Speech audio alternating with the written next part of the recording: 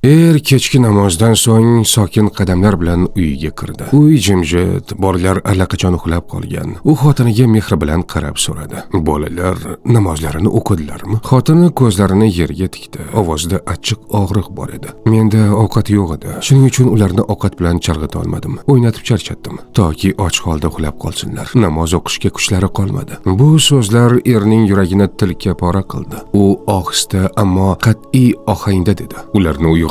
Xotin bir zum titrab dedi: "Ey bolalarimning otasi, ularni uyg'otsam ochlikdan yig'lashadi-ku. Axir uyimizda bir luqma ham yo'q." Er chuqur nafas oldi va ko'zlarida iymonning nuri bilan javob berdi: "Ey xotinim, Alloh menga ularga namozni buyurishni amr qilgan. Ularning rizqi esa mening emas, Robbimning zimmasida. Ularni uyg'ot. Chunki ularning haqiqiy taomi Allohning huzurida." Ona bosh egdi, itoat etdi va bolalarni uyg'otdi. Qorni och, ko'zlari yarim uyqudagi bolalar asta turdilar va namozga qiyomga turdilar. Ana shunda eshik qattiq taqilladi. Eshikni ochishdi. Qarshilarida bir boy kishi turardi. Qo'lida turli taomlar bilan to'lib toshgan lagan. U iltifot bilan dedi: "Iltimos, bu taomni siz oling." Er hayron bo'lib so'radi: "Nima sabab bo'ldi?" Boy boshini chayqab dedi: "Meni bir badavlat kishi kechki ovqatga taklif qilgan edi. Ovqat tayyor bo'lgach, biz janjallashib qoldik. U qasam ichdi. Men bu ovqatdan yemayman,